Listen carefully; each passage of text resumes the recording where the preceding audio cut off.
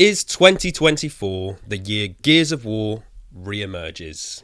Hello Gears and gaming fans, and welcome to another episode of Gears Intel, a fan show covering all things Gears of War and Gears adjacent. Happy New Year to everybody.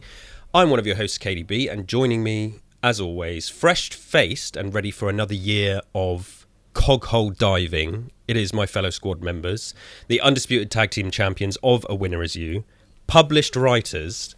And first we have, fresh from a stomp around the Highlands looking for mythical creatures, it is David Smiley. How are you, David?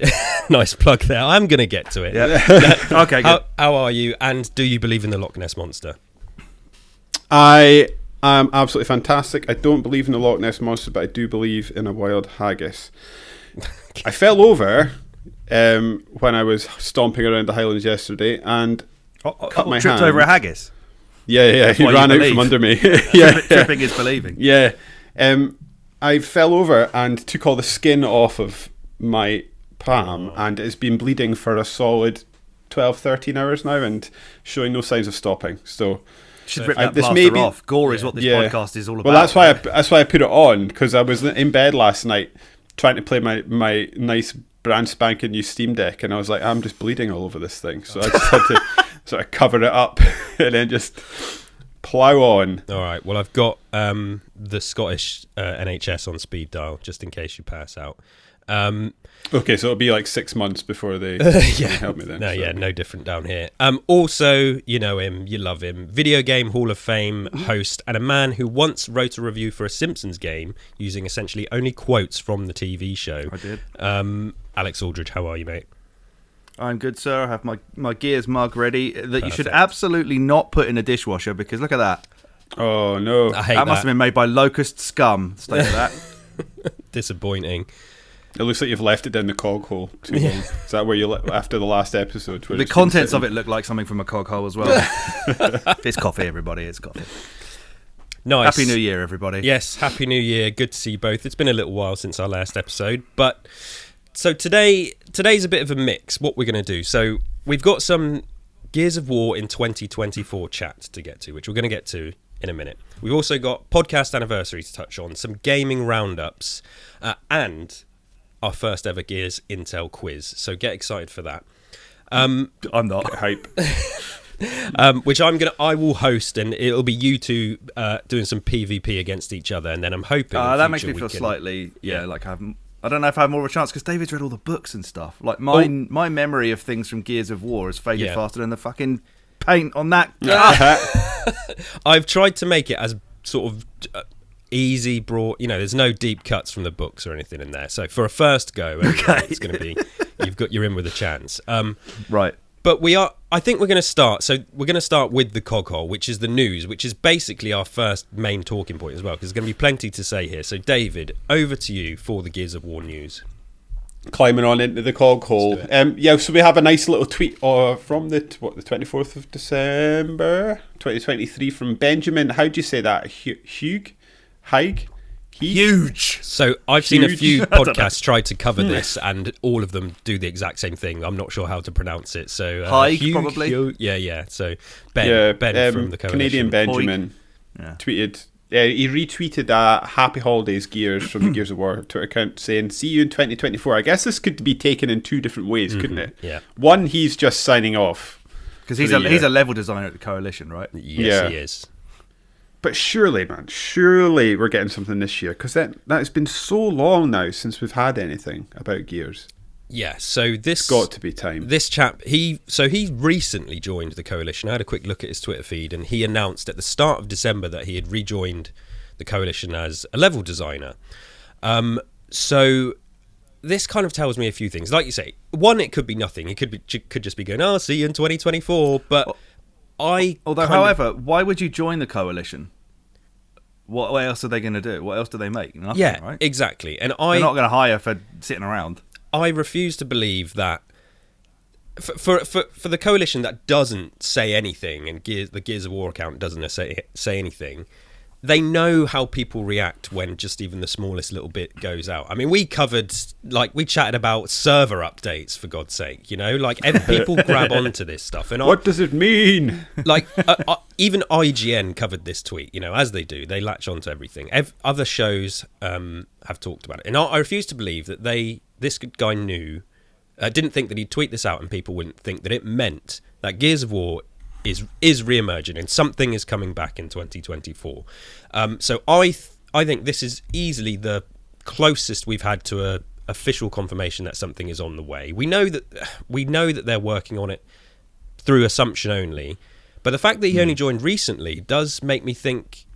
I do wonder if whatever is coming next, although maybe announced in 2024, is actually a very long way away. So, surely not. Yeah, Alex, what do you think? Maybe we'll get the remaster David. In the meantime. Yeah, I mean, if it's going to be a long way away, do you think what makes me worry about this though is that if it is a long way away and it's been so quiet for so long, and it has been so long since we've actually had a game, has this sort of got fallen a little bit into development hell? I.e., are they changing what it is from the ground up? I have lots of thoughts, and I will get to them again in a minute. I just want to see, Alex, what do you think first about this tweet? What's your reaction to it? I think he probably wanted to say anything that he could to get people continually invested in the series, and that's probably as much as he's allowed to say. Yeah. I think I'm with David that if it's a long way away, then we are talking hopefully remaster collection this year. I don't think they would have a new Gears out this year. It would be nice for them to sort of have I guess the dream scenario, right, is that they announce Gears 6 and then Shadow drop the remastered collection at the exact same time. Yeah. But we've been bitten for a whole year on this podcast, to the point where I think our longest hiatus came after you were so upset that nothing got announced at sort of Summer Games thingy. Yeah. So Jeff Keighley, ruined everything for this podcast for a good few months. Yeah. As always, yeah. Yes. But I don't know. He's a level designer, right? If he was the creative director at the Coalition or whatever, then fair enough. But yeah. It does mean more than Cliffy B being like, hey, come give me a job if you want, lads. I'll do something. It definitely means more than that. Yeah. He's also a level designer. Like, to reiterate that though, like the thing, he's a level designer. He's not part of the marketing team. He's not like he's not high up where he would sort of know what's going on. He's a level designer. But he's therefore not bound by things like NDAs or... I'm sure he is. Marketing schedules. Or maybe, not as much as they would be, though, as an official outlet. I feel like if you've just rejoined the Coalition, you're not going to be stupid enough to risk your job or some kind of disciplinary action by revealing that something is coming. So I think he knows what he's doing. And like you say, I think this is as much as he could say. But do I think that this means a game is coming this year? No, probably not. I think, like you say, best case scenario is the remasters are coming. The Marcus Venus collection is coming. But like Gears 6, like I was thinking about this because so we're in a time now where these games, when the games get announced, they are generally years away. We know this. We're in this point with game development where they take years to make. Gears of War is no exception because it's, top of the line when it comes to production value. If he's a level designer that's just been brought on, does that mean they're only just starting to plan out the maps now, and the levels for the campaign? So just when you think about all production schedules and the way when games are announced, Gears of War 6 is potentially, it's 3, 4, is it even 5 years away? GTA 5 has been announced finally, but we knew it was in development for a while, and that's not till 2025. There's a ton of other Xbox games that have already been announced that either don't have release dates or, have been confirmed that they're coming out this year, and that's only like a couple of them. So it doesn't mean we're getting something soon, but like that's actually going to release. I don't think so. But is an official announcement on the way? I think probably. I think this has to be it. This has to mean... I mean, we have also a Microsoft Developer Direct is rumoured to be happening next week. Now... Ooh. Obviously... And hey, lest we forget about Hi-Fi Rush, right? That came out of absolutely nowhere. It Microsoft's did. Basically a property. It did. And I don't want to get... Well, it's not as big as Gears to sort of, sneak under the radar like that. it was a lot easier for a game like Hi-Fi Rush to do so. But Yeah. they have precedent now for doing this sort of thing. They absolutely do, and I think if something was coming, it could be the collection. I mean, Gears, like I say, I don't think it's Gears 6 or the next mainline title, but so that apparently is happening, that developer direct. I think I don't want to get too excited and say something's going to shadow drop there, but I feel like it's time. Like that developer direct, who are we going to see focus on? Are we really going to see more focus on Bethesda? No, I think they've had the Starfield release, they're sort of moved to the side. With the games that are coming, obviously Hellblade 2, so we'll probably see some feature on that. What Stalker 2 as well, we may get some big news on that, but then there's not going to be nothing from the Forza guys, possibly something from the Fable guys, and then I don't know how many they did last year. I mean, are we due a Forza Horizon? It's been 3 years since we've had one of those, I think. See, that's crazy. It hasn't it been 3 years? So in theory, we are due one. But again, longer development times, more games, under their umbrella as well. I don't know. It's hard to know what's going on with Xbox sometimes, but yeah. I was just looking back at his sort of timeline on Twitter, because he did, as you say, he only joined them like December. Yeah. And when he did, he said the timing of this opportunity was unexpected, which is also would link to the fact that maybe if he knew anything about what the Coalition was doing, and he should do because he's previously worked there before, then why would it be unexpected? If they have absolutely nothing in the pipeline, then that's probably why you would be sort of not expecting to get a job there, right? Yeah. If your old friends at the Coalition were working on Gears, you'd be like, I can't wait to get back there. But if they're not, then you wouldn't expect to be hired again. That's the only worry I would have. Yeah, so what is that?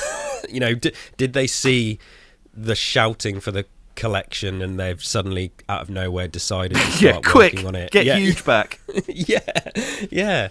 So I don't know. As I say, I think this is easily the closest we've had to an official confirmation. If this guy is just tweeting, "See you in 2024," because Out of Office is on now. What do you think? What do you think, Cassie? What do you think? Are we going to get a new Gears of War game this year? Yeah. Yay! Oh, yeah. I thought that was a head shake. I was like, she knows. Heard it here first. She knows something. There you go. She knows more than Huge. And she's tiny. Yeah, I think if it was just Out of Office, see you in 2024, I think that's really cruel. It's cruel to me. I mean, I'm hurt by that. Yeah, David, any more thoughts? What do you think about this? And what do you think? I guess it's the same thing that concerns me about all of this. We're 5 years since we had Gears of War 5, and then the franchise, or the IP rather, has been largely dormant since, apart from like the announcement of the Netflix stuff, which is not anything. Like, I'm concerned that, like, as much as I liked Gears of War 5, it did feel like more of the same, and I think it'd be fair to say it didn't set the gaming public alight with excitement. Yeah. So you had a sort of middling release, competent, but didn't blow the doors off release of this game. Then this franchise has gone quiet for 5 years, much like Halo. It's starting to feel like it's going a little bit lukewarm. Yeah, the IP. So, and I don't think it's. Yeah, do you know what I mean? I'm just a little bit worried that it's been sort of left to die, and everyone's just sort of going to move on by the time it gets announced. Here's my other concern, and again, and this is because of these long production schedules, and we're seeing this happen with other games. So I'll reference Suicide Squad, which is coming out, which obviously Rocksteady have in theory spent 8 years making, and they developed this game. It was in the core of its development at a time when everything was pushing towards live service and stuff, which there's now been a huge backlash against, and everybody's kind of down on this game before it's arrived. And so Gears is in this situation where the last one came out kind of in the midst as that sort of stuff and those trends started to take off. But even since then, stuff has changed so much, and expectations, demands, budgets and production schedules have all completely changed. And we're seeing these smaller, shorter games come out, these expand-alones, and is Gears of War stuck in this trap where the next game it was developing, I'm afraid to say, was there a huge focus on live service and open world, and I think so. And that's my major fear. And is it going to come out to an audience of gamers that don't want any of that because it's so oversaturated now? So, and is that why Yeah, that or why have they've they held delayed it massively because they've sort of been like, oh God, we need to change this. Yeah. People hate this. That's war- I honestly Yeah. that's where I'm at with Yeah. this now. I think it was they were going live service open world, possibly with a multiplayer element, and they've decided to change tack yeah. and go in a different direction with it, which essentially had them restart the whole thing. Because we even see it with Gears 5. There are dabbles in different game types. Sort of messing about with different genres. We saw it with Halo as well before Halo Infinite came out. The previous Halo to that had little sections that looked like it was from an open world game that they had obviously changed direction for. I think this has undergone some significant rework. No, It has to have done. That's a really good point actually about the sort of sliding in bits of open world to Halo before they went full with it in the next one. Yeah, Which because is it obviously was what Gears 5 did. it was all the rage. You know, you think even 5, 6, 7, 8 years ago or whatever, that's what was happening. Games were just getting bigger and bigger, and stuff has spiraled so out of control now that, you know, one flop and your studio is dead. And this Gears of War, as we've established on this podcast, is not a cheap game to make. And even for Microsoft, who fund money-losing operations all the time, but they do still can stuff if it doesn't work. And, you know, I'm not... I don't, scale bound. I don't want to get hyperbolic. I don't think the Coalition or Gears are going away anytime soon. But I do think, like you've said, David, it's been reworked and rethought, and they possibly haven't rushed into it. And now, maybe we'll get a collection to fill the gap in the meantime. But the next mainline game, whatever it ends up being, if a level design has only just been brought on, it's 3+ years away, because we already have the launch slate. It feels to me that we can't have all these announced games for Xbox and Microsoft, and that are assumingly coming out over the next 3 years, you know, that we've seen announced, including Blade, which is rumoured to be like 2027 or some nonsense like that. Gears isn't in any of those announced games, so I don't think they know when Gears 6 is coming out yet. Otherwise, we would have had an announcement. But I could be completely wrong, and maybe it could be shadow dropped next week. Who knows? I think that we need something because, like I say, we're in danger of people forgetting what Gears of War is and moving on. People that aren't making fan podcasts about the IP, you know, people that sort of just the general player. There's a risk that they're going to forget what it is. So it's gone past the stage. I think when we started making this podcast, we were talking about how it would be great to get a remaster or something like that. I think we're now at the point where we need something like that to remind people that Gears of War exists. Because if this game doesn't hit big, who knows when we get another one? Yeah. Unfortunately, I've got a real worry. I know I've come here real with the Debbie Downers today, but like, you're right though. Like, and we're obviously we're not going to get the movie, we're not going to get the TV show this year again, because we would have seen trailers, we know it's all in production, but another year with nothing seems crazy. So I do believe, just to sort of round off this topic, this is the year we will get an official announcement and confirmation of what's next. Does that mean it's coming out this year? Probably not. But anyway. So it's sort of every cloud. I'm hanging on to a bit of positivity there. It's just insane. Some IGN, some IGN account was saying that I think it's the India IGN was saying that there's something that suggests a shadow dropped game's going to happen again. So I think. At the developer direct, sorry. Microsoft are weird, aren't they? Because you think a company of this size must have all their ducks in a row and must have a massive strategy that they stick to, but it's kind of evident that that's not the case. And I think what happens is they do the developer direct last year, they see the huge success and buzz around Hi-Fi Rush, and they're like, oh, let's do that again next year, when potentially that might not be the right thing to do, you know? Because if something gets shadow dropped and it's terrible, then it's just going to harm them. So whatever's being shadow dropped, I hope it's good, because anyway. Game Pass needs it too, so they do. I've got some Game Pass thoughts which we'll get to for year ahead. But so we think something's coming for an announcement, but who knows? Could be nothing. Could just be somebody tweeting, see you in 2024. Maybe it wasn't meant for any of us. Maybe it was just meant for his friends and family. See you in 2024. Yeah, like the people who already work there. Yeah. Talking to them, not us. Right, okay, moving on. So, Very important podcast anniversary. It's crazy. I know we've only done Wasn't there a poll that you did? Wasn't there a what? Oh, there was a did a poll. poll. Yeah. Sorry. Yeah, maybe you should be leading this show. Let's bring that up because, around this, I wanted to see what everybody thought. All the listeners thought. If I can actually open it.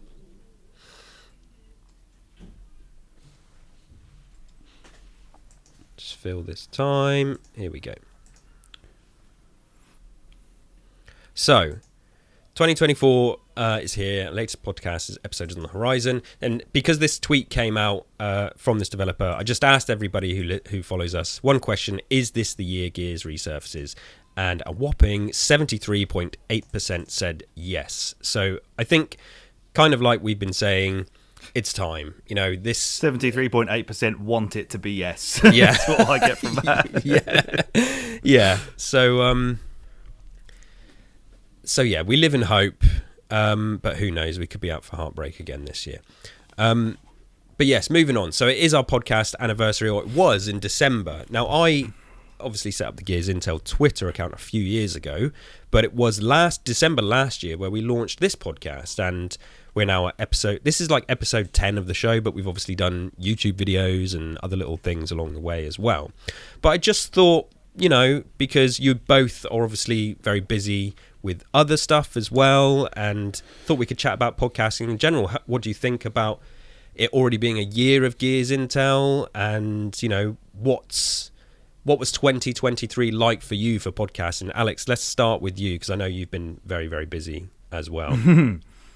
I guess the Video Game Hall of Fame podcast also had its anniversary very, very recently, because I suppose it's all out of the fallout of Sega Mania, where I just sort of decided to immediately move on, you know, rip up the pictures of my ex and just throw them away and get on with it. I guess they're kind of like interconnected podcasts that I just moved on to two things at the same time. I've had great fun podcasts in 2023. I think A Winner Is You. We've had some absolutely cracking games that we've played this year. I've had a ton of fun doing that, probably to the detriment of playing a lot of the massive new games that came out this year. I know David's played one of them. I don't know how he's managed it, but I will probably never get to Baldur's Gate 3, which is what I'm alluding to there. And of course, launching Sega Force. What the hell is it called? It's such a bad name. Sega Force Mega magazine as well. It's been fun. And my kid, as you saw earlier, is walking and talking and just an absolute handful. So it's been a crazy busy year. I don't think I had any time to relax over Christmas, but I had a lovely time. But having a kid who understands what it is and knows what Santa is and knows what presents are now makes everything very, very different. I completely don't get any gaming in. All. I completely understand. And, you know, 2023, I did more podcast episodes across all my shows than I've ever done. And I do sometimes feel like I'm spreading myself a little thin, but just like what you've said there, I wish I could do more. I wish I could play more games. I wish I could do more podcast episodes, but it's very difficult to, I mean, once it hits like 8 o'clock at night, I'm kind of done. And I know you guys, both of you, are often, unless I'm being stupid, you're often recording late, and I don't know how you do it. And David, I will come to you, I promise. But yeah, Alex, because we share that in common, we both have a young child.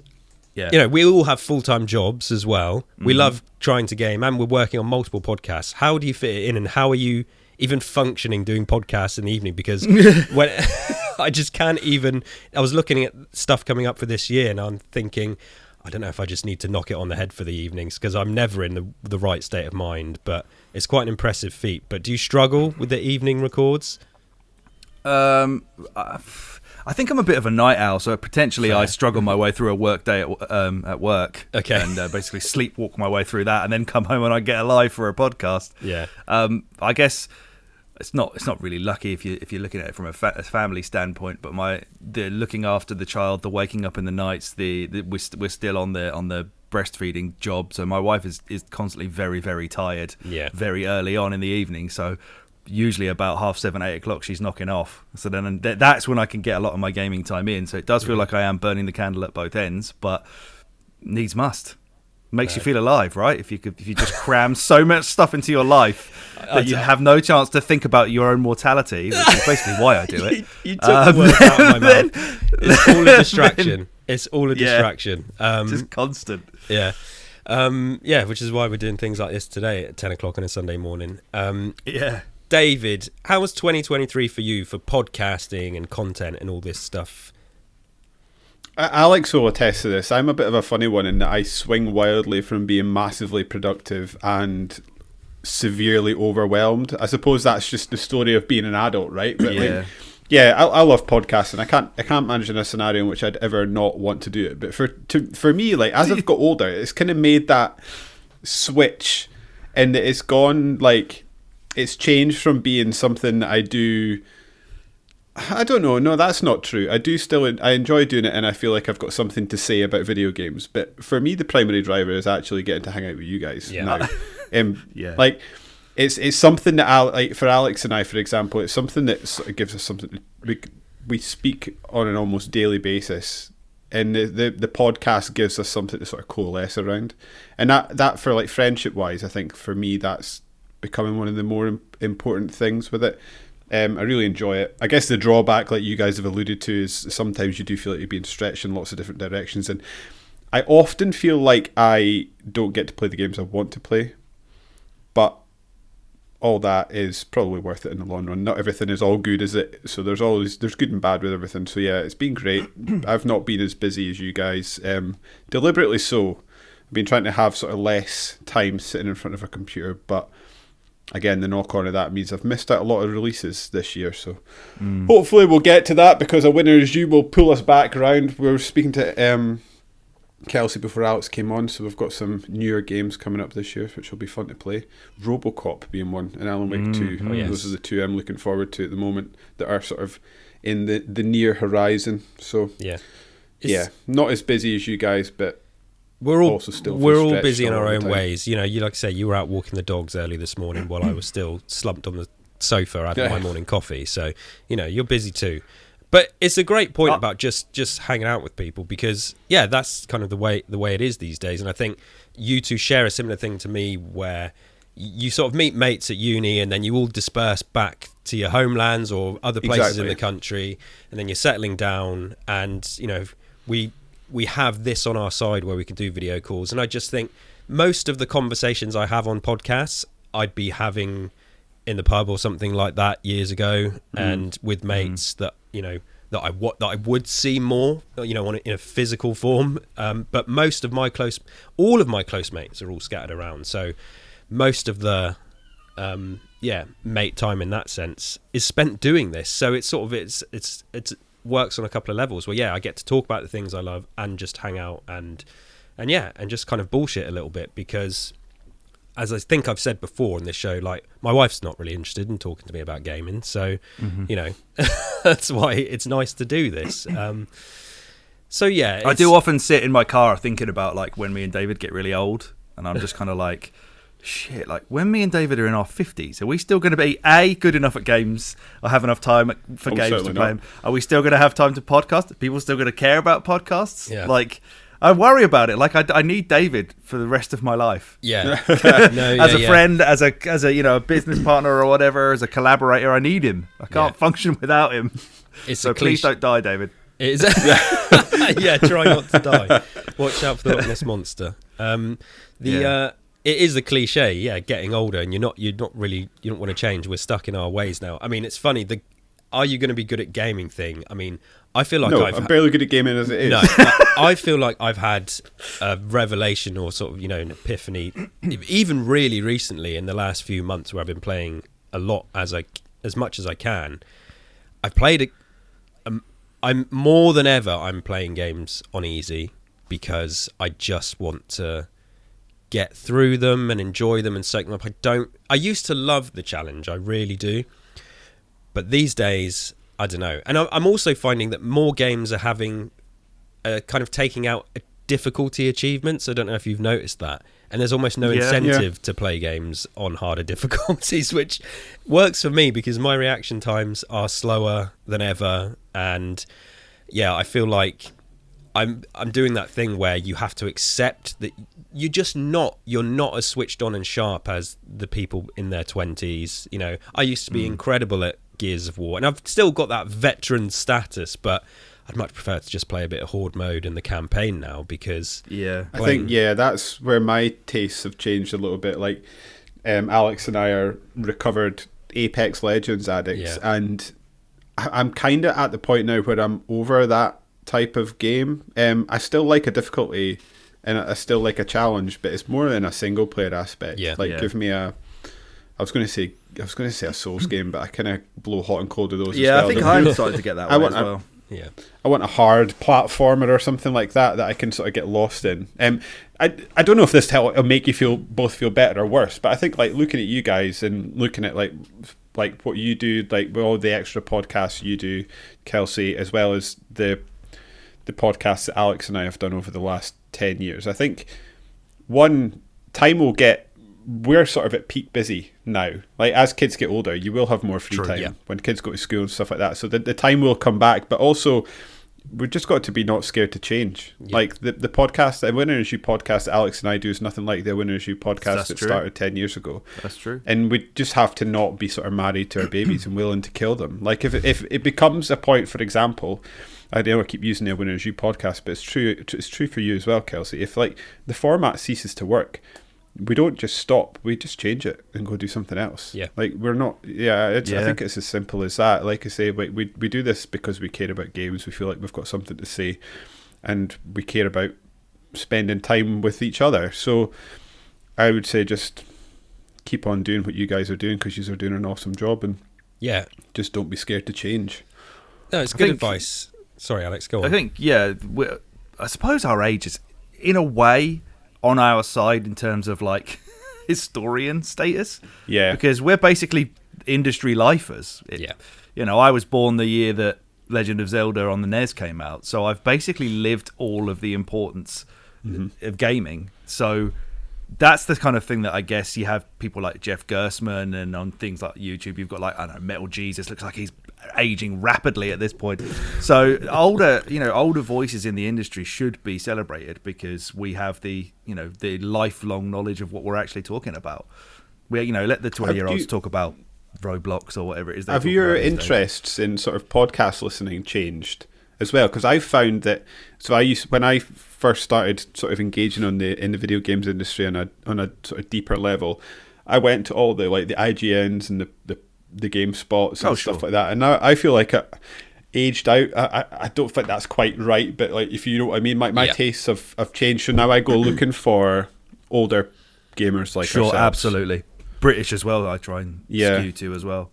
Because if I listen to I mean, you mentioned IGN, but there's other young YouTubers and podcasters. I hate sounding like this stupid old man yells at cloud, but I very often struggle to connect with what they're talking about. I mean, it's so there is. What's the guy's name? I think part of that reason is that like publishers and PR will target younger YouTubers for promotion, so they are gonna. I tend to think like these people have a less believable voice in the industry, because they're the ones that companies are trying to pay to promote their stuff. Whereas Jeff Gersman's a salty old bastard who's just going to shit on everything he doesn't like.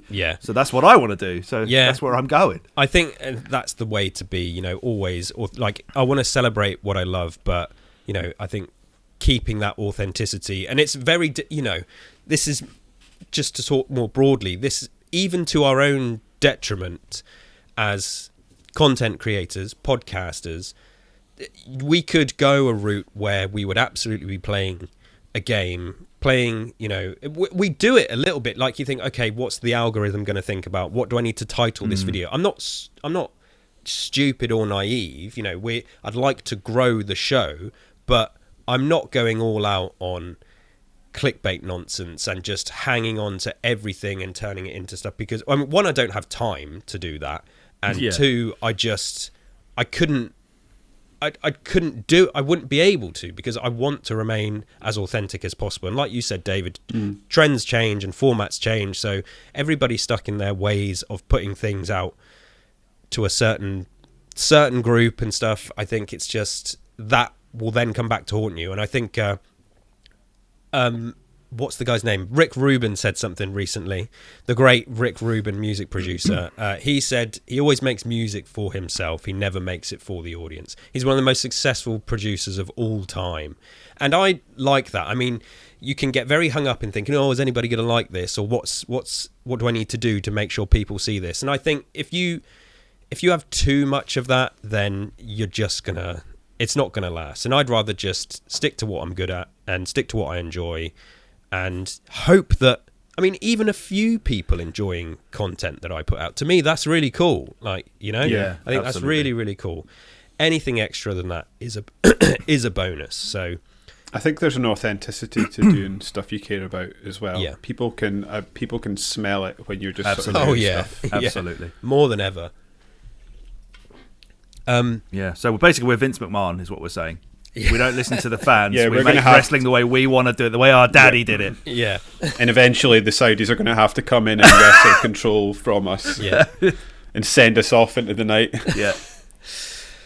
I love that little. under a Make us- cloud of sexual make us assault an offer. charges. Yeah, let's try not to do that part. Right, gaming. I mean, we've talked about gaming, but yeah, gaming. I wanted to do a bit of a wrap up for 2023 and then look ahead to 2024, which we are now in. We originally planned to record this before the end of the year, but you know, life, weird time of year, and stuff like that. David, what were some of your personal highlights of 2023? And you don't have to land on this was my game of the year, but it was obviously a huge year for game releases. What stuck out to you? Anything you want to talk about that was really big in 2023? It's really obvious and such the low hanging fruit, but Baldur's Gate 3, man, that sort of reminded me how much I love a good RPG. I constantly am banging on about loving like just this epic, expansive world that I can go off and get lost in. And this game is bigger, more in-depth, intricate, complicated yet simple to pick up and play. It was heartwarming to see a game that is so unabashedly a gamer's game. It's not like a FIFA yeah. or like a Call of Duty. It is like a nerdy ass nerd game, and it is just sort of taking the industry by storm this year. And it is really nice to see that in a world in which I feel like us three are sort of an ever shrinking type of nerd off in the corner, that no, actually we're all still here. It's just nothing came along to grab our attention in a way. I think other parts of media industry have slowly trickled in acceptance for this kind of thing as well. Mm-hmm. Like, I'm not going to like attribute too much to it, but something like Stranger Things, where the kids are in one of the biggest shows Netflix has got, the kids are constantly banging on about D&D and they're playing D&D. That kind of thing has sort of made widespread acceptance of things like that, or knowledge of things like that, sort of reach an apex at a time where Baldur's Gate comes out with the D&D sort of rule set involved in its combat, and perhaps that has grabbed a load of more casual people than you'd expect. But definitely, as you said, the fact that game has been such a revelation, like an absolute mega hit this year, and it is one of the like deepest nerd games you could get, is really like inspiring. It makes me really hopeful that more people are just going to focus on what they do best and what is a great game, rather than what's going to, live service shit we already talked about. Yeah. Do you know, talking great games as well, I think it's maybe approaching the point, but it seems like Cyberpunk's now a legit good game. Yeah, we should maybe probably that's play something. Yeah. Yeah, given how much CD Projekt Red or Procyet or however you say it, anyway, how much Alex and I fell for the Witcher franchise. I think now it seems safe to go back and turn our attention back to Cyberpunk. Yeah, Agreed. I'm waiting for the physical release that's coming out sort of soonish, I think, because I've still not played it, so I'm waiting for that physical. I think it's on 3 discs on Xbox. Is that going to have the Phantom thingy on it? Yeah, it's going to have everything, I think, up to like the most recent patch or whatever it was, which is quite good. Yeah, you're completely right, and the fact is, you make something good and authentic, and I mean, Baldur's Gate, they took a route which perhaps more studios should do, and they I mean, they can't all do this, but their game was in early access for a long time, and they listened to a lot of fan feedback and put their heart and soul into this game. And produced something amazing that had widespread appeal, and that's what happens, and I think like you mentioned, it's good to see. It's almost a double-edged sword, because now, I don't know, are we just going to have lots of people chasing what they've done, and it's going to bring a load more? It's so difficult. Do you know the frustrating thing about that, though, is that Larian have been doing this for a long time. Yeah, I've been sort of dabbling and playing with their Divinity games for a while now. Yeah. And those are fantastic. And if you've liked Baldur's Gate 3, you need to go and check those out, because they're every bit as good. Interesting, though, the Pillars of Eternity developers have been working on a Pillars of Eternity game, which should be of the same ilk. They also have their Skyrim-like that they're working on. So that would be another one that we may see from Obsidian? Microsoft this year. Do you mean Avowed? Yeah. Is it Avowed? Yeah. Is it Yeah, Avowed? that's Obsidian, Avowed isn't Avowed is their Skyrim-like, yes. In the Pillars of Eternity universe. Yeah, Yeah. in the Pillars of Eternity is their sort of see, game okay. that's a bit like Baldur's Gate. Yeah. I guess we're due for both of those to start showing their face Yeah. this year. What so I keep that's hearing maybe as something well else. is that like people seem to people who really love this type of game and really love Baldur's Gate 3 keep saying, "Oh, this gives me vibes of like Dragon's Age or Dragon Age Origins." Yeah. And BioWare obviously were the developers of Baldur's Gate 1 and 2. So if this doesn't put a rocket up their arse to get their act together and make something even comparable to Baldur's Gate 3, then you're going to be in for a treat, David, specifically, because I know you're a big fan of the Dragon Age games. Or were. Massive fan. And I guess like the first one is like top 10 game of all time. The second one is all right. The third one is That's Inquisition, right? yeah. It's just they've got slowly worse each time they've released one. I They've always thought the just third not one was a learned. step back up again, is it not? I think people like it. Yeah, it's Okay. it's nothing like the first Dragon Age game. Right, okay. But it's you're right. The second game, see in hindsight, it's one of those games that I sort of enjoyed in the moment, but in hindsight, you sort of look back and you see the repeating textures, and they've got like the dungeon tile that you're in an area that has got a layout, and then you're like in a completely different zone 10 hours later, and you walk in, the dungeon's the exact same layout. And it's just like, oh, okay, this was done on some sort of either time or monetary constraint. Alex, 2023. Do you have a particular highlight or multiple highlights you want to reel off? Can I just give you a low light first of all? Oh yeah, do it. Always got to bring Alex in for the low Yeah, lights. this is not going to be me shitting on something. This is going to be me being just upset about something from 2023, and that is like, this deeply wounds me to say, but I just don't love Tears of the Kingdom. Yeah. I haven't finished Tears of the Kingdom, and I can't be bothered to finish Tears of the Kingdom.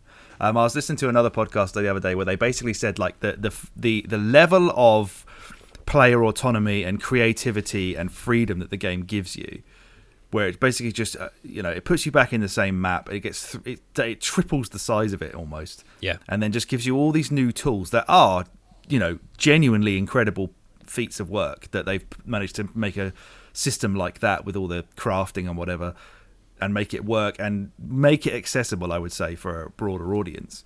But the fact that they've done that and allow you to muck around with their game is one of the most un-Nintendo things that they could have ever done. Like, especially with things like Zelda and Mario, they have Zelda especially has stuck to a very Ocarina of Time formula for a very long time, to the point where people did get sick of it, but that was almost what was expected every time that they're going to try and make the new Ocarina of Time.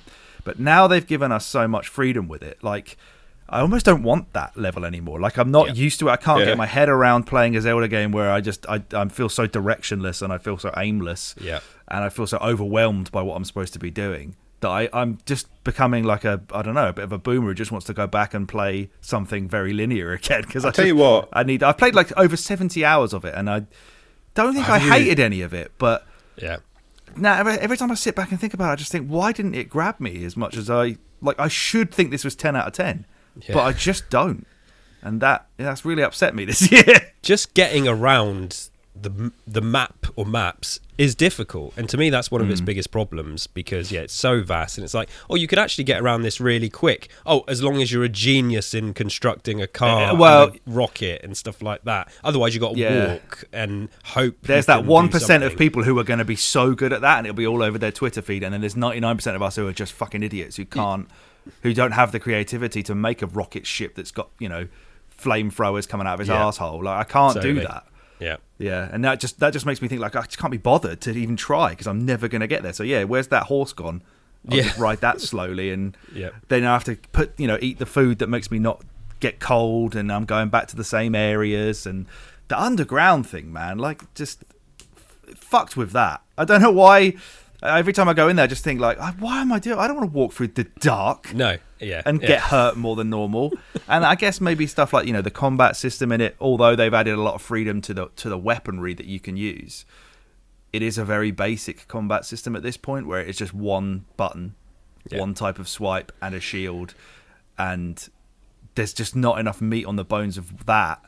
That it just feels, I don't feel compelled to engage with, like, I'm just going to mainline the story. It's going to feel bland because I haven't done all the wacky stuff, but the wacky stuff just overwhelms me, and I can't be bothered with it. Did we play Wind Waker in 2022 or 2023? 2022. Yeah, that's the Zelda I want. Yeah, me too. That's the one. I remember playing that, and I was just like, this is so... It felt fresh, which is funny because it's an old game, and obviously we're talking about a game that came in far newer and has sort of moved the genre on far more. But yeah, that is just that's what I want from Zelda these days. I think moving on from that, remake culture obviously is bad if you work for Naughty Dog, because you're an absolute joke. But some remakes this year that probably didn't need to exist have been utterly fantastic. Dead Space and Resident Evil 4 specifically. Resident Evil 4 is the most unnecessary remake since everything Naughty Dog's ever done. But the way that they freshen that game up, and it's obviously the most, like, mechanically sound and perfected Resident Evil game that's ever been made. Like, absolutely fantastic piece of work that just kind of, like, legitimized something that felt a completely pointless endeavor, to the point that I think Capcom just can't do anything wrong with that series at the moment. So that's one of my highlights. Go on. Yeah. I was kind of just building on that. Is that, like, you mentioned Dead Space? I think that's one of the biggest shocks of the year, is that EA made a game and they did a good job with it. Yeah. And the people that used to make Dead Space fluffed it. Yeah, and EA made a game that could have been really low effort because it's just a remake. They could have just totally phoned it in, but they went all out with it. And then a remake that they added stuff to that made it better as well. Definitely. Like giving him a voice and stuff like that. So. Yeah, opening up the map to actually work as a functioning map rather than just areas that you transition between. Yeah. Really, really awesome. And then I guess one of my other highlights is Mario Wonder, which comes along in a genre for Nintendo of the 2D Mario platformer that they have effectively whiffed since the DS, and got increasingly more and more vanilla and more bland and boring with what they were doing or not doing. They clearly drafted in, as we spoke about on a Winner Review, they drafted in all the 3D Mario guys, the Galaxy guys and whatever, and tried to ask them to, like, transpose that 3D Mario mindset and creativity into the 2D space. And what it turned out was effectively like some kind of massive corporate game jam where they got like 1,000 ideas on post-it notes on a lunch break and fucking chucked hundreds of them in. Yeah. And it absolutely worked, and hopefully they've used the rest of them as they carry on, sort of Galaxy 2 style. Just relentless fun in that game until you get to the very, very end, where I nearly threw my Switch out the window. I maintain, I think we'll probably have to get into this in a Winner Review podcast, but it's the invisible lad hat section. The rest of that's quite fun. It's that specific invisible. Yeah. I want to see someone speedrun the whole game with the invisibility badge, and then they are Jesus Christ reborn. Completely agree about Resident Evil and Dead Space. Just looking at my highlights from the year, I've bullet pointed a few. Alan Wake 2, Resident Evil 4, Planet of Lana, Starfield, which I have a podcast for, Dead Space Remake, and Remnant 2. Which did you play? We fell off that. I don't know why we did that. So we started playing Alien Fireteam Elite instead for some stupid reason. Why? Clearly an inferior game. But so yeah. like, I'm not going to talk at length about Starfield. Starfield is, like I say, it's a Bethesda game that does Bethesda things. I got a lot out of it. Go and listen to Starfield Sandwich for more on that. Quickly, what I am going to talk a bit more about. One is Remnant 2. This is the one I played it just before Christmas, and I'd heard that it was good, and I think I actually found it, so it's obviously very much like a Souls game, but I feel like it's a Souls game that's actually not stupidly difficult that I was tearing my hair out. And now it has higher difficulties. I think I was just playing it on this 4, so the second one, normal, I guess. What do you think about the thing that jumped out for me in the sort of time Alex and I have spent with it is that I found that the sort of going around the areas were really fun and challenging, but I thought the bosses were really inventive. There's that cube boss. Yeah. Speaking of tearing your hair out, David dragged my ass through that big time. I would never have done that on my own. This is exactly what I was going to say. Cool the diversity in the enemies and obviously in the biomes and the bosses, it's just felt utterly silly, but in a really good way, and I just had so much fun with it. So it obviously just landed at the right time, I think, for me. And we need to get back on that, David. We do. I had my game as like publicly open, so I played most of it by myself. But every now and again, just a randomer would just appear out of nowhere and sort of help me through, and then thumbs up, see you later. And they never stuck around for very long. And I in the Souls game, multiplayer and that is such a headache. That's one of the big things. Yeah. It's like getting people to help you is such a nightmare. Whereas here, it's just like fraught with danger of like somebody coming in because you're now playing multiplayer. You are susceptible to being fucked over. Yeah, that as well. So it just felt like it had all sort of fun stuff about Souls games without the really, really punishing stuff that. Yeah, and maybe it is more punishing on the higher difficulties, but I had such a good time with it. Speaking of punishing, you played Lies of P, right? I did, and I'm about Lies of P? I'm about halfway through it. Right, really, really good, but again, so punishing that I just kept having to turn it off and just give up. And that's as a shame. Sort of alluded to earlier, I'm kind of past that, and I don't know. I wasn't at a point where I really wanted to invest myself in it, I suppose, and I could do, because I did like it, but I was dying a lot more, and maybe just wasn't really in the mood for it. Because that was it's been sitting installed on my Xbox since it came out, and I've just never managed to get to it. That's closer to a Souls experience than Remnant 2 is, by far. But Alan Wake 2, I know you guys don't really have to jump on this because I know potentially you're going to be talking about this more on your own show soon. It's coming up. It's the next episode, Cannot wait to hear. Now, this game, I mean, not just Alan Wake 2, like I was late to the Alan Wake party, and the latter months of 2023, I just kind of completely submerged myself in the Alan Wake verse and played through the original, played Alan Wake's American Nightmare, played Control, and played Alan Wake 2. To the point where it's like, I'm just like, this is so unbelievably incredible, this universe that's being made, and there's so much fun to be had across the gameplay. Alan Wake 2 in particular, and me and David were talking about this before the show started. Now, I had a really buggy as hell experience playing it, which did take away from my enjoyment, and it really frustrated me. That being said, putting that aside, I've never had this game, just story wise and narrative wise, and I guess combat wise, because it's very sort of Resident Evil remake, 2 remake style combat. It combines so much of what I love, combines so much of X-Files and Twin Peaks and Stephen King and all this kind of stuff. The mixed media in Max Payne, just constantly surprising moments where you've got to put the controller down and take a moment to think about how great it is. Unsettling at times as well, and terrifying, to be honest.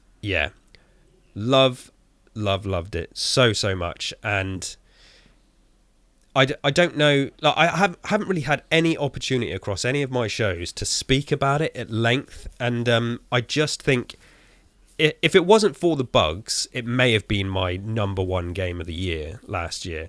But I think, possibly. It's so difficult to put a game of the year on, to be honest. It's just, I listed off all those ones that I liked. It was such a big year for gaming, but Alan Wake 2 was a huge one, and can't wait to see what happens with the DLC. Just huge credit to everybody on that. They've done an awesome job. Go on, of David. making it sort of familiar. In that, you're right, it feels like a sort of modern Resident Evil game, but it's also like we were saying before we started recording, the vibe it's going for just feels so unique to me. It might just be because I've never sort of dabbled in that sort of area before, but yeah, it's just unlike anything I've ever played. I'll also say, like, sort of sprinkle in a little tantalize. I need to play more of it, but I'm fairly set in my opinion that the Alan Wake section of that game is the Max Payne 3 that we should have got. But I guess we'll come back to that in the review podcast. But yeah, it's heavy Max Payne vibes. Yeah, certainly from a that visual and section. tone standpoint. Yeah. Mm-hmm. Yeah, I just think it's a game that does, if you invest into it, it does so much for you. And it's funny, like, it lies in this weird situation where if you haven't played the original and you haven't played Control and you haven't played American Nightmare, you might not get as much out of it. But it still does so well on its own. But I just think, obviously, its strengths are in the story and the narrative structure in a big, big way. They feel like, Sam Lake feels like he's made his dream come true with that game and everything they did with it.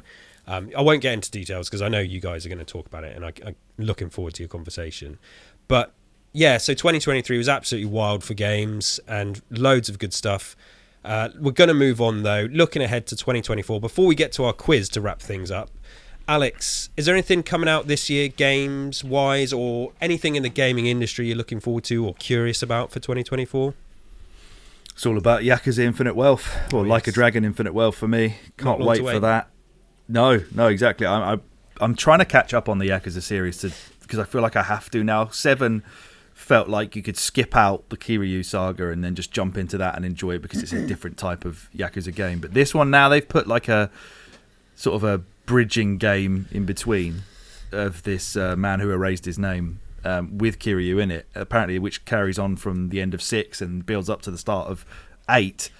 I now feel like I'm overwhelmed by the fact that I'm only on 4 and I've got to do 4, 5, 6 and then Gaiden, and then I can play Infinite Wealth. So while I am excited about that, I'm slightly apprehensive that I probably won't play it for like 6 years as I catch up on the entire franchise.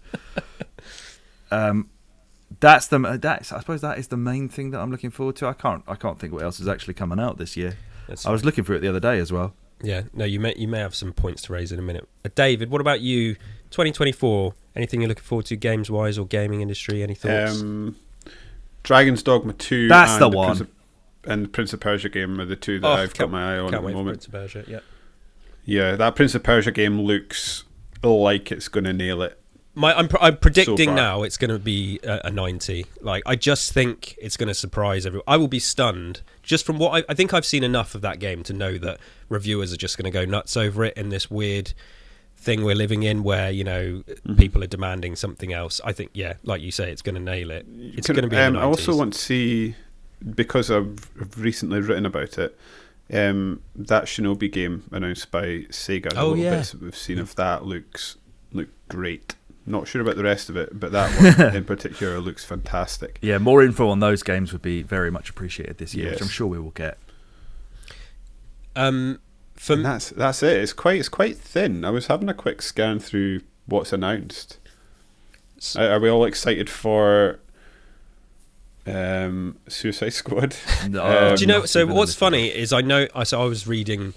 So they're doing what is it? Like, not beta testing or internal some tech tests or something that are sort of exclusive at the moment, and people are sort of saying it's actually quite good, surprisingly. So what I think we have to do with Suicide Squad is it is Rocksteady, and I think they deserve some benefit of the doubt. Like, I'm with you both. Like, I don't want a Suicide Squad looter shooter really, but who knows, maybe they're going to do something with it, so I'll wait and see. I'm not brushing it off just yet because I prefer DC to Marvel. I always have, and so and it is Rocksteady. They may do something, so they may surprise us yet. But go on, David. Before you tell us on what you're excited for, the other one that I just saw there is Helldivers 2 might be fun. It's the other one that I've sort of got my eye on. Is it? Is anyone excited about that? It's got massive Starship Troopers vibes, which is kind of what's grabbed my attention. I hope that, speaking of that, I hope that Starship Troopers game comes out of early access onto console this year. That would be fun. Oh, yeah. Skull and Helldivers Bones. is that's another squad game service light. Like they're sort of saying, oh, it's not live service, but it is. It kind of is live service. So I think I've got a group. Alex is a potential, and I've got a group of mates that it may grab, and if it grabs a group of mates, then it might be good fun. I won't be playing on my own though, I don't think. yeah. For me, I mean, game wise, Stalker 2, which I've been waiting for a long time. I've heard not amazing thing. No, I've not played the original because but I've watched a lot of it, and I just love the whole vibe of it, and I think now they're finally putting it out on console, and so it's accessible for me, and I'll be straight into that. And I know it's come through a bit of development hell, obviously, because it's been developed in Ukraine, but I had heard some people. I don't know if it was Gamescom or one of the events late last year where they were showing off to people, and it wasn't great feedback, but it's still kind of high on my hype list because I love the whole vibe of the game and the setting and stuff like that. So I'm looking forward to that. More broadly, though, Game Pass editions, I think it has to be said. I think it will be the probably biggest year for Game Pass in a long time. With all the acquisitions and everything that Microsoft now own, I think it's going to be hard to not see the value of Game Pass going up more and more and more. And potentially the downfall of Sony, because they're not releasing anything this year. That's something I'm excited about. Just joking. I'm not really a console Sorry, Rob. But I mean, you've just absolutely I don't know. Triggered Rob. Again, I have nowhere to talk about it, but I wanted to get both of your thoughts. Like, Xbox took a lot of slack, a lot of shit in 2022 for not releasing anything first party, and I don't want to hear anything about second party and Sony exclusives that they've sort of bought from other people. As a creator, they're putting out nothing this year, and I don't know, Alex, do you have any thoughts about that? Well, the Sony model of first party game is kind of a bit tired at this point, so I'm not devastated by that. I know they've got with you. You're right. Yeah, You're I right. hate to admit that. I think what have they got? Rise of the Ronin does look quite fun. That's not them, obviously. That's the Team Ninja guys. If they don't make that as hard as Neo, then that could be fun. But yeah, I mean, I'm looking. If I look through games that are coming, I'm seeing a lot of stuff that's. Nintendo is still going to be bringing out some stuff next year. They got the Paper Mario thing, The Switch 2, I think we probably get a Switch as well. 2. Switch 2, yeah. And a 60 FPS version of Zelda to go with it, perhaps. Yeah. I suppose they've got Final Fantasy VII Rebirth as well. But is that PS5 exclusive? It's not, is it? I might be timed exclusive, but I mean, they all go to PC as well, don't they? Like, it's true. It's just, I'm only sort of half joking. Like, I don't have a PS5, and that's not necessarily because I don't want one. It's just more of I'm invested in the Xbox and don't have a PS5 and never found the spare cash lying around. But yeah, I just think it's going to be. We've talked a little bit today about live service and where's Gears going and what's happening, and things are changing. We're hearing all this talk about Xbox moving potentially Hi-Fi Rush to the Switch, which Xbox fanboys are losing their mind about, which to me is just utter nonsense. I think it's great. They're not a threat to Xbox. Yeah. So it's going to be an interesting year, and I think we're maybe still in a place with the industry where it doesn't know exactly where it's going to be in the future, but it feels like you said, Sony's model that they're not budging on. That's kind of not where things are staying, and maybe they will just buy exclusives and rather than buying studios like Microsoft does, because Sony can't afford to buy studios. But I mean, I'm excited, as a consumer. Like I say, I see a lot of good value in Game Pass, and I was thinking about this because I obviously see people say how Game Pass is bad for the industry and stuff like that, but if I sat down and thought about the last 20 years of gaming and how I used to game before Game Pass was away and how much money I spent on gaming before Game Pass was around, not only do I have Game Pass, I play more games now than I ever did before. I also buy more games than I ever did before, and I think that is through a couple of reasons. I mean, I don't want to say I have loads of disposable income, because I had more disposable income in my 20s than I do now because I have a mortgage and a family. But through Game Pass and through experiencing games and franchises that I may have never, ever touched on launch day, I have then subsequently bought games that left Game Pass, bought them through sales digitally. I try to buy physical, but sometimes the sales are really good. And so Game Pass for me has been something that has not only made me play more games, but I've actually spent more money on games than I have ever before.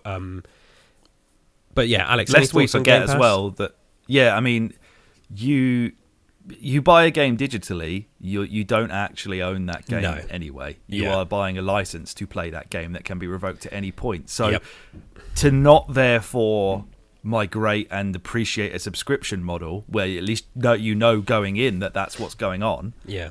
That is nothing but a good thing if that's where we're at now, where games like Alan Wake 2 are not bringing out physical copies. Exactly, yeah. Baldur's Gate 3 as well, right? There's no physical copy of that, even though it's on consoles. I think there is one coming. Yeah. And Alan Wake 2, I've heard the sales are terrible. And I think, that's something that's such a wild misstep that was. Yeah, that should have been physical, and I'd have bought it straight away. Me too.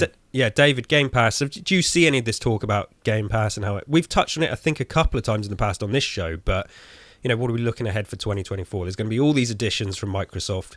Do you buy more games than ever? Do you buy less because of Game Pass? Fewer, sorry.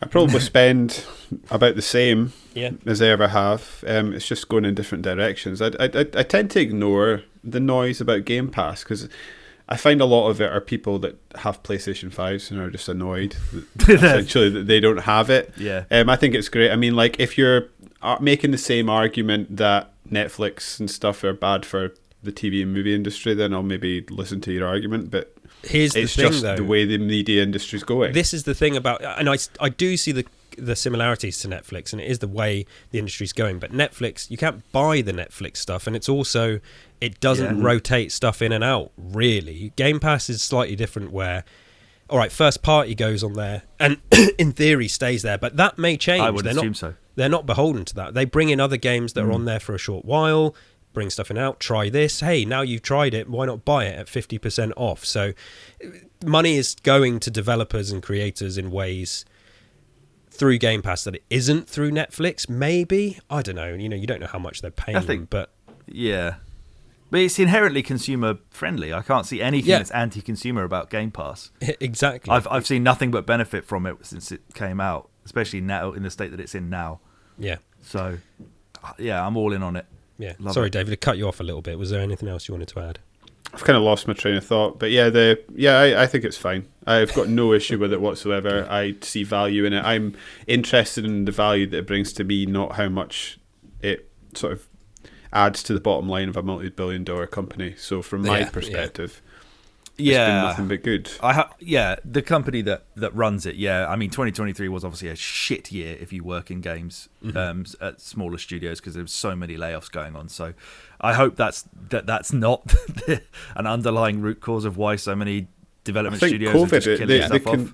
The post-COVID contraction and the fact that part of the reason that Microsoft were buying up, obviously they're trying to build a service, but part of the reason Microsoft were buying up when they were buying up was because credit was cheap. Yeah. And it was cheap. It was more I don't know how this works because I'm not an economist, but it was better to spend your money than it was to keep it in a bank account. So they were spending the money to acquire assets. That time is now past. So I think obviously very sad for people losing their jobs, and it's just, so don't misconstrue me in that regard. But I think this was always going to happen. The rate in which what's that hedge? I want to say hedge fund, but that's not the right word. Who made the Golem game and Saints Row? Oh, Embracer. Who are they? Oh, no, Embracer Group. Or Tencent, was it? Is it either of the rate they were buying up companies and not sort of rejigging their staff, i.e. not joining together marketing groups and stuff like that could work in different this was always going to happen. Yeah. I don't think I wouldn't blame something like Game Pass. I would blame the sort of industry leveling itself out again. And the good thing about this, the way that people complain about Microsoft buying up and Blizzards and EA and stuff like that and Activisions, and I know they're the same thing nowadays, but we get to see that all the sort of creative minds, if they leave, they go off and do their own thing. That will always happen as well. BioShock, 20 years ago, for example. That is one of my biggest sort of I say arguments, but startups will always exist, and it's just happened forever. This is the cycle of it. Stuff gets bought up. I mean, you kind of think if you start a studio, part of you, it's like, that's, you know, yeah, it'd be nice if I could make enough money to retire or go off and do something new. I will sell it to a big corporation. And it's just, well, yeah,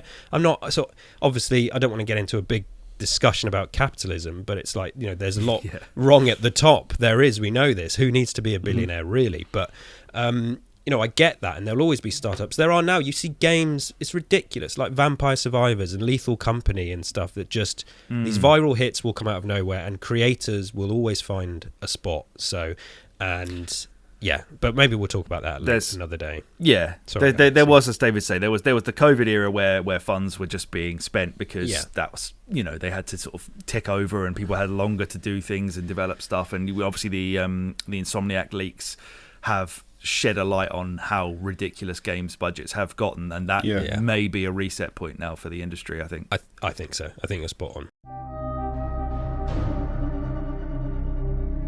Right, we've been going a little while, but we do have a little quiz to wrap things up. This shouldn't take too long. Let me explain the rules. So this is our first ever Gears Intel quiz.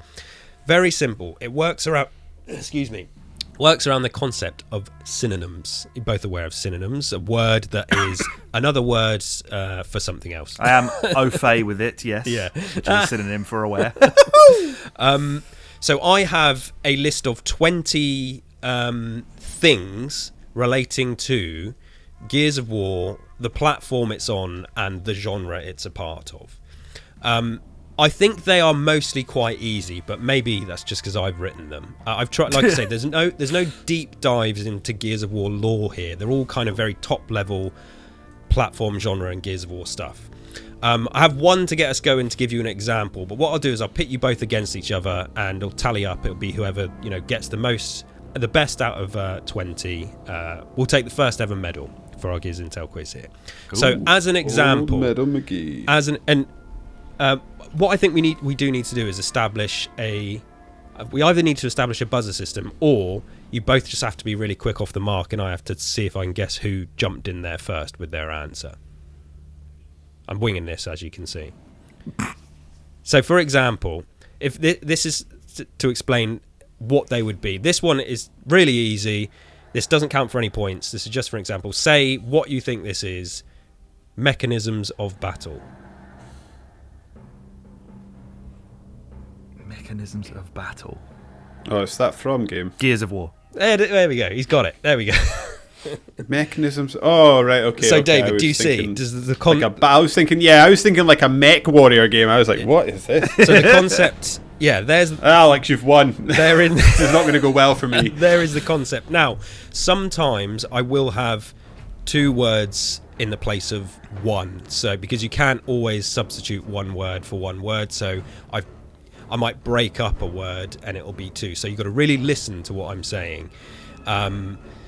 And yeah, hopefully, like I say, it should be quite easy, but we'll see. You know, I thought mechanisms of battle would be got like that, but it took a few seconds. I'm in the minds. I'm in the headspace now. So are we saying our own name as a buzzer? Did you say that? I think maybe just jump in, and I'll keep a close eye and see who's jumping in first.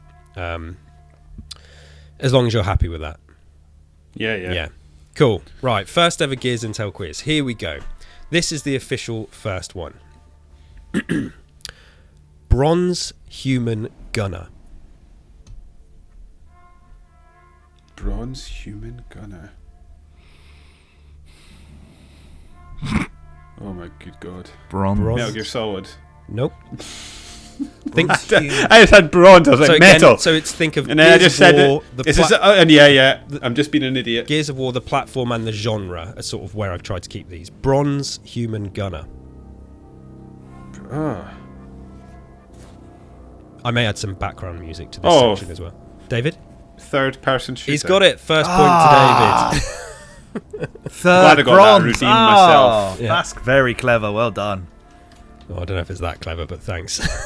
Okay. Oh, I was talking to David. David working it out. Thanks, man. Okay, so number 2. Oh, yeah. Listen closely. Cross square all around. Cross square all around.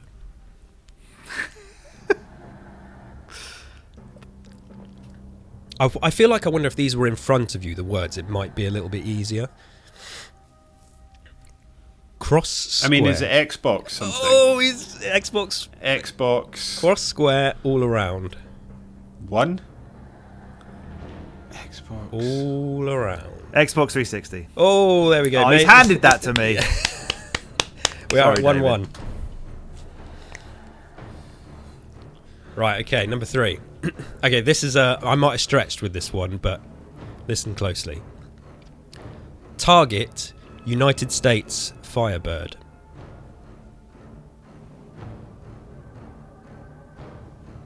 Target, United States Firebird.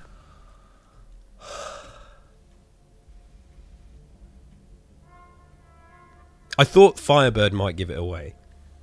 Firebird. I don't know. Is that a car? Oh, Marcus Phoenix. Yeah, he's got it. Mark us Phoenix. Yes. Oh my god. Mark, yes, Phoenix. Yeah, that one's. I might have pushed it a little bit with that one, but I right. was thinking of, is there like a car, Pontiac Firebird or something? Okay. My brain went straight to Greece with Firebird. Is that not something from there? Right. Greece. Yeah, maybe, yeah. I think it's not, and my brain's made a connection that doesn't exist. Okay, you're not out of hard. it yet, Alex. Okay, number 4. I think I am. David's getting like his workings out are scaring me. You stole that Xbox 360 one. Let's be I honest. did. Yeah. Yeah, it's just gone. I'm just not in it. Right. Okay. So remember, Gears of War, the platform, and the genre. Steep drop, Honeymaker. Steep drop, Honeymaker.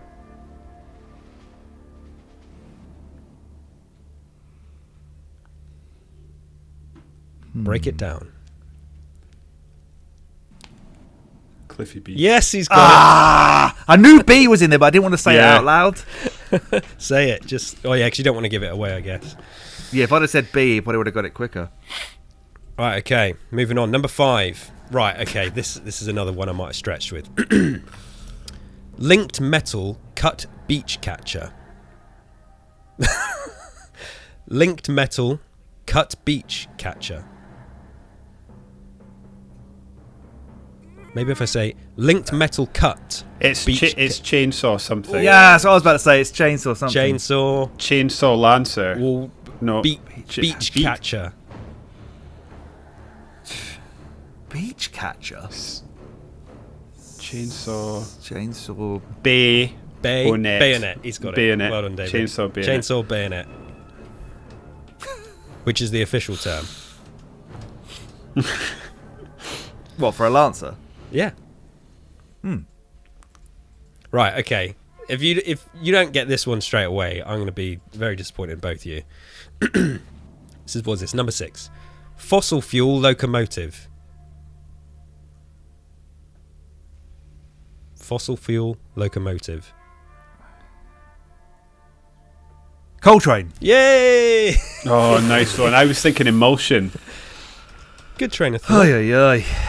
We're currently at what we I was at. like, Emulsion train? Yeah. I was like, is that the name of the train from Gears 1? I was way off there. We're at 4-2 today in favour of David. How many are left? So we've got 14 to go. It was 20. in Oh, total. right, so I'm not out of it. Oh, thank God Not for out of that. it yet. Well in. Right, number 7, I believe this is. I should have numbered these. I just bullet pointed them. Right, okay. This one.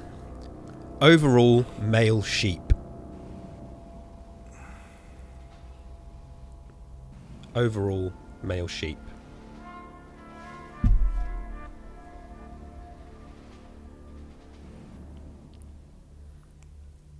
General Ram. He's got it. He's got it.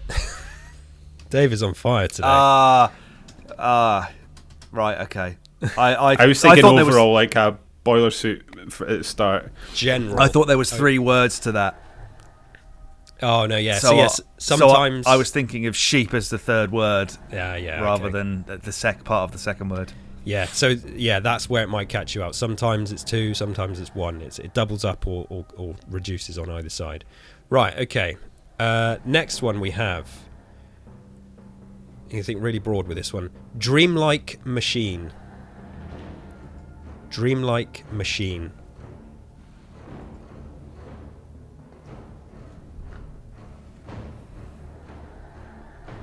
Dreamlike machine.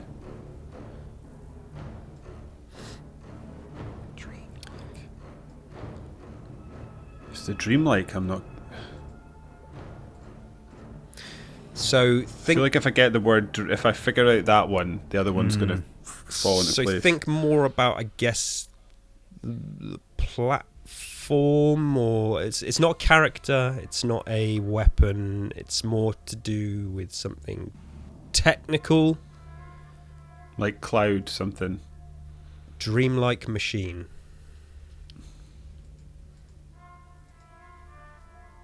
No takers?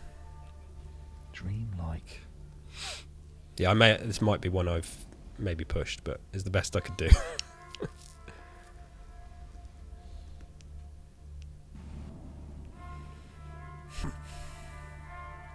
Are we passing? Yeah. Okay, this is Unreal Engine. Ah. Bit of a toughie. Right, moving on to number 9. Vehicle excavation. Vehicle excavation.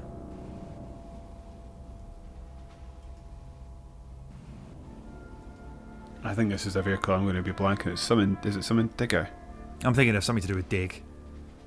Something dig. Ooh, again, sort of. It's not the digger, it's not the weapon. Vehicle What was it again? excavation. Vehicle excavation. Vehicle excavation is one word. It's one word? That's not one word. That's 2 words, but the answer The is one answer is word. one. Yeah.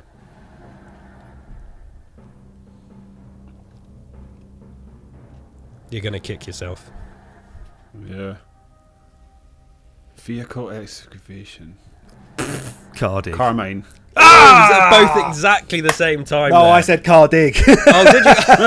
Yeah. I was just like flippantly saying, oh, car dig. What a silly thing. Carmine. Good old car dig. Yeah.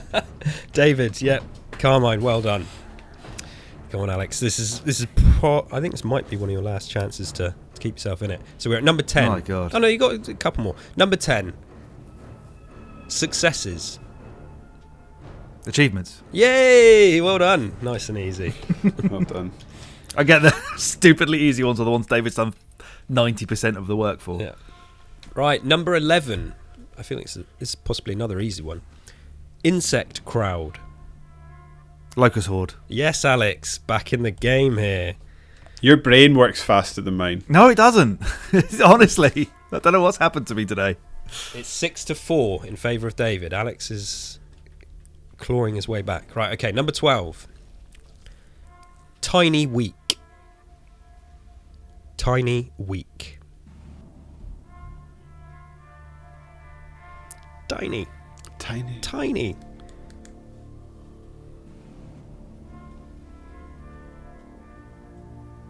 Think broadly.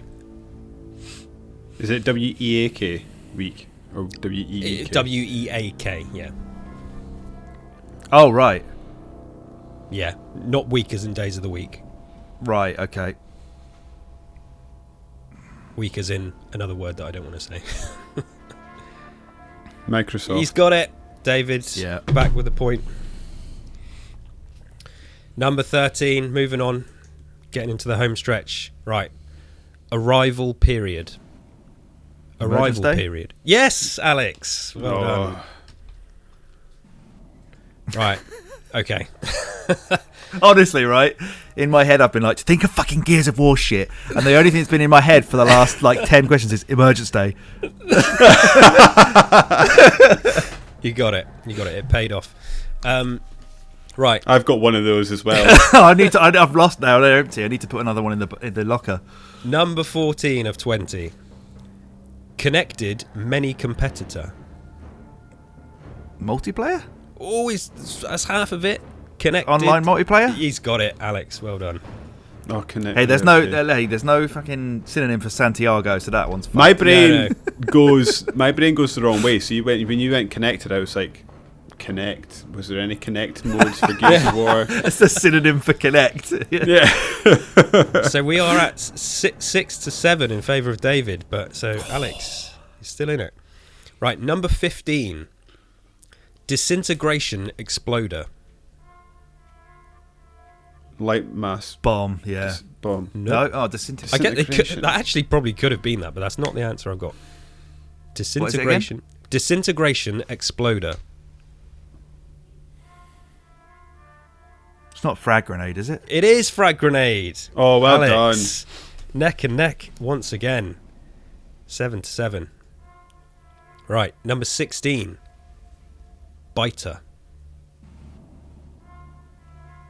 done. Nasher. Yes, David. Yeah, of course. Shotgun. Right, we're coming down to the final four. Number 17. Pokemon. Grand That's the Elite Four. Grand Amusements. Grand Amusements. Oh, No, he doesn't know. Grand Amusements.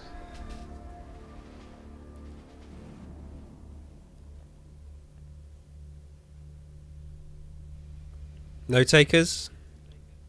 Another broad one. All encompassing in a way. Can we work this out together? What did you think you had? No, 'Cause you I was went, thinking "Oh, about you had like an idea. something to do with Xbox Live Arcade or something to do with arcade, but You're Grand, sort of big, on the large. right track. Like, you're not in completely the wrong country. amusements. That's all I can think of is like arcade. Grand. Grand. Grand. Grand, large, massive. Big, huge, massive. Yeah. Come on. Who's got this?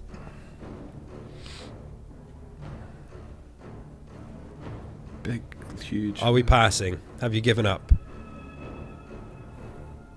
I suppose so. Yeah. Epic Games. Ah. Fuck me. Okay, right. Number 18. So what we are at 8-7. So David's still ahead by one. Number 18, 3 to go. Prosperous Volley. Prosperous Volley. This might be a tough one.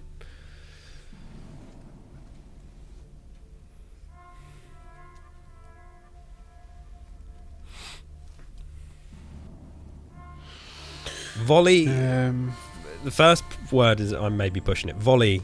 If you think of that, volley. Yeah, my brain was going like to the long shot. You're not far off. Shot. I mean, you've said shot. Volley is shot. Prosperous. Prosperous. Come on, Alex. Prosperous. Grape shot. No. That's not even in Gears of War. I was thinking. No, but what is? Okay. What is? Just say it. Headshot? No. No. Prosperous.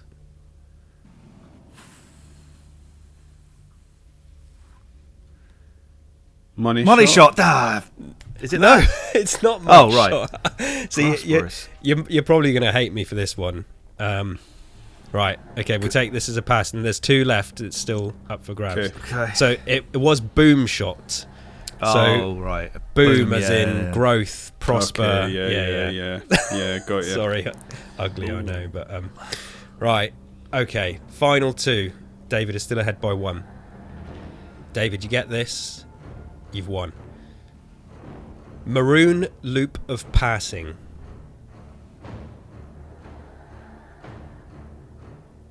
Maroon loop of passing.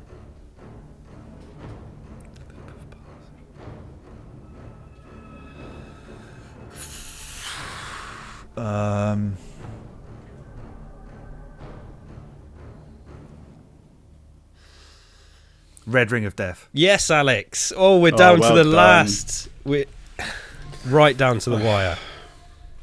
Okay. The decider, number 20. It's a handshake for good luck Yeah. for the final round.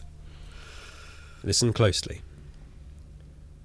Fun hobby identifier. Gamer tag. Well done. The comeback of dreams. Absolutely. The comeback of dreams. The first official winner of the first official Gears Intel quiz is Mr. Alex Aldridge. Well done. How do you feel? Any words from our winner today? Takes it. Fraudulent. Guilty for that Xbox 360 one. My God. I feel fried. I need to lie down. That was fun, though. That was fun. Yeah, I well enjoyed played, that. David. You had me on the ropes for the entirety of that. I thought I was going to be a 20-0 whitewash at first. Well done. Comeback of champions. Congratulations. So, on that note, we are going to wrap things up today. Before we get going, anything you want to plug, Alex and Dave? I say together because you're both working on stuff together. Alex, let's start with you. Yeah. What's coming up? What's going on? There's a Video Game Hall of Fame coming. When's this coming out? Either later today or tomorrow. Oh, right, okay, yeah. So there's a Video Game Hall of Fame coming out probably around the same time that this is done, where we are talking about 2023 games. That will be 4 of those nominated to go in the Hall of Fame. So that's a de facto Game of the Year podcast. As far as the winner is you goes, I will let David take that one. Yeah, we've got Alan Wake 2 upcoming, Mm-hmm. so keep your eyes peeled for that. Big one. Alex and I are very much knee deep in that at the moment, so that one was imminent, I would think. And then it's our Game of the Year show after that. We started Alan Wake last year, so we wanted to make sure that it gets talked about in the Game of the Year episode. Yes. So that'll be the one after that, and then hopefully we can get We've Kelsey been working back on for our something. awards in the background. Yes. Nice. Yes, and we will do a draft again soon, which will be superb. Great to hear it. Looking forward to all that.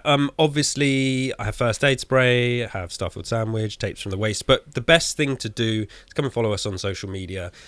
Still on Twitter for now. I am at K_D_B_. David is at DavidSmiley1. Alex is at SuperThrillX. If you enjoyed what you heard today, and even if you didn't, as a wise man once said, come and give us a review on your podcast platform of choice. Google Podcasts is going away, so to all our Google Podcast is it? listeners, yeah, Is it's being it? shut down, and I'm annoyed because it's my main podcasts app. But we will still, of course, be on Spotify, Apple Podcasts, and if you've been listening to the audio version, you can find the video version of us on YouTube. Come and subscribe, give the video a like, all that stuff you're supposed to do on the internet. Thanks everybody for listening today. We'll be back again with more Gears and gaming talk soon. Until then, remember the Fallen. Peace.